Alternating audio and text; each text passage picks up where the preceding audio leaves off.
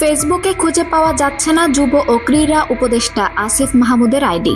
এছাড়া বৈষম্য বিরোধী ছাত্র আন্দোলনের আহ্বায়ক হাসনাত আব্দুল্লাহ, জাতীয় নাগরিক কমিটির মুখ্য সংগঠক সার্জিজ আলম, ঢাবি ছাত্র শিবিরের সভাপতি সাদিক কায়েম, ছাত্রনেতা সাইদ আব্দুল্লাহ সহ বৈষম্য বিরোধী ছাত্র আন্দোলনের সঙ্গে সম্পৃক্ত আরও অনেকের ফেসবুক আইডি বুধবার বিকেল থেকে খুঁজে পাওয়া যাচ্ছে না।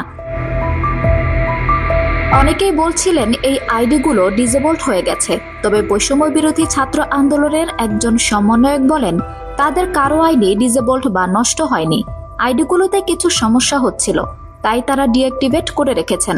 তিনি আরও বলেন, যারা এই ধরনের সমস্যার চেষ্টা করছে আমরা তাদের চিহ্নিত করার চেষ্টা করছি।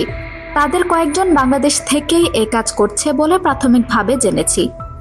এ বিষয়ে সাইদ আব্দুল্লাহ জানান, বুধবার বিকালে হঠাৎ একটি মেসেজ পেলাম যে আমার আইডি ডিসেবল করে দেওয়ার চেষ্টা করা হচ্ছে। পরে আইডিতে গিয়ে সিকিউরিটি নিশ্চিত করে সেটির নিরাপত্তা নিশ্চিত করেছি, কিন্তু পরে দেখলাম আইডিটা সাসপেন্ড করে দেওয়া হয়েছে। আওয়ামী লীগের সাইবার টিম এই ঘটনায় জড়িত রয়েছে বলে দাবি করেন তিনি। আইডি সাসপেন্ড হওয়ার পর তাদের বিভিন্ন পেজ থেকে আমরা যারা আন্দোলনে ছিলাম তাদের টার্গেট করে এটা করা হয়েছে বলে জানতে পেরেছি। এই ঘটনার পর বৈষম্য বিরোধী ছাত্র আন্দোলনের অনেক নেতা তাদের ফেসবুক আইডি ডিঅ্যাক্টিভেট করে রেখেছেন।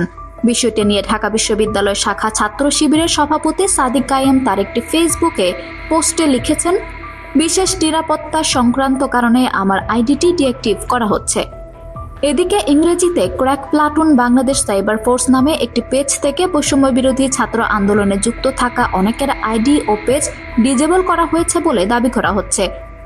এই তালিকায় সাইদ আব্দুল্লাহ ও বৈষম্য বিরোধী ছাত্র আন্দোলনের চট্টগ্রাম বিশ্ববিদ্যালয়ের সমন্বয়ক খান তালাত মাহমুদ রাফি প্রমুখের আইডি ডিজেবল করার দাবি করা হয়েছে।